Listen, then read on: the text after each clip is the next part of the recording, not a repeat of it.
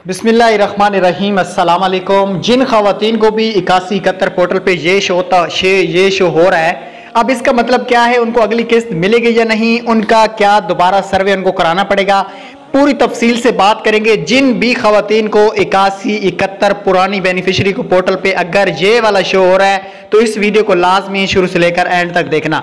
अब ये क्या शो होता है, ऊपर लिखा हुआ आता है कि आप बेनज़ीर इनकम सपोर्ट कफालत प्रोग्राम के लिए अहल भी नहीं है और आपको इतला किया जाता है कि आपका आइंदा बेनज़ीर कफालत के लिए अहल नहीं है, लिहाजा आप सन 2025-26 की माली इमदाद रोक दी जाएगी, अगला सर्वे फलां डेट को होगा।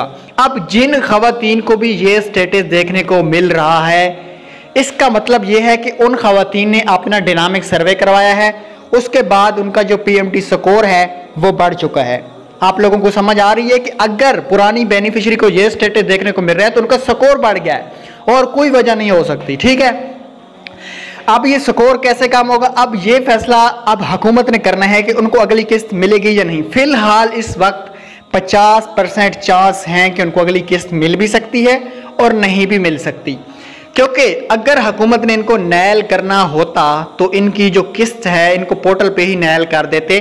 तो अभी ये आइंदा साल के लिए कह रहे हैं मेरे ख्याल में कि सन 2026 से आप लोगों को हो सकता है पेमेंट ना दें, लेकिन फिलहाल फिर भी चलो देख लेते हैं। अब कुछ खवातीन का जो सर्वे की डेट दे रहे हैं सन 2025 12वें महीने में 11वें महीने में जिनकी डेट आ रही है, उनको तो कोई टेंशन लेने की जरूरत नहीं है, उनके तो पैसे 100% आ सकते हैं, उनको दोबारा सर्वे कराना चाहिए, ठीक है। तो अब जिन भी खवातीन को यह स्टेटस देखने को मिल रहा है वो बार बार परेशान ना हो, बार बार मैसेज ना करें, बार बार दफ्तर मत जाएं, बार बार हमें कमेंट्स ना करें कि अब हम नैल हैं। बिल्कुल पक्के नैल नहीं हो, कुछ फीसद चांस है कि आपको अगली किस्त हो सकता है मिल जाए, लेकिन अगर मिलेगी तो वो आखिरी किस्त होगी।